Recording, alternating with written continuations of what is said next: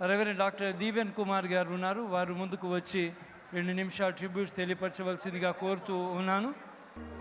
సమయం ఇచ్చిన స్థానిక సంఘ కాపరి దైవజనులు పురుషోత్తం గారికి, అలాగే సెంటినరీ బాప్టిస్టు సంఘ అధ్యక్షులు సందీప్ క్యాలిస్టర్ గారికి నా ప్రత్యేకమైనటువంటి వందనాలు తెలియజేస్తూ, ఈ రోజున ఇక్కడ కూడి వచ్చినటువంటి అశేష ప్రజానికం ఎంతో బాధలో, ఎంతో దుఃఖములో, ఒక గొప్ప దైవ సేవకుడు తాను నమ్మినటువంటి సత్యము కొరకు నిలబడి ధైర్యముగా పోరాడినటువంటి ఒక గొప్ప వ్యక్తిని మనం కోల్పోయాం.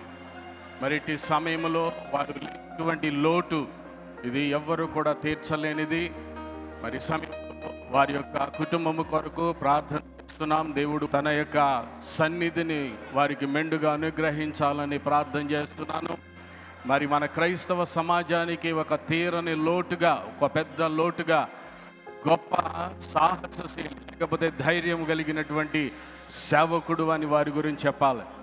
ఈ రోజున వారి గురించి వ్యక్తిగతమైనటువంటి సన్నిహిత సంబంధం ఉన్నా లేకపోయినా వారి గురించి తెలిసిన వారందరూ కూడా ఆ బయట కొన్ని వేల అంతా కూడా జామ్ అయిపోతూ ఉంది.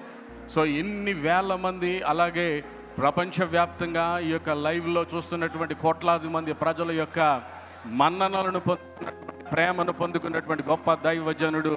ఆయనను బట్టి నేను ప్రభుని స్తుతిస్తూ మన గ్రూప్ ఆఫ్ మినిస్ట్రీస్ పక్షంగా, అలాగే బిషప్ అమ్మ గారు రైచల్ జ్యోతి కొంబానపల్లి గారి పక్షంగా, అలాగే రాక్ సంఘాల పక్షంగా మా ప్రార్థనలు ఎల్లవేళలా కుటుంబానికి ఉంటాయని తెలియజేస్తున్నాను.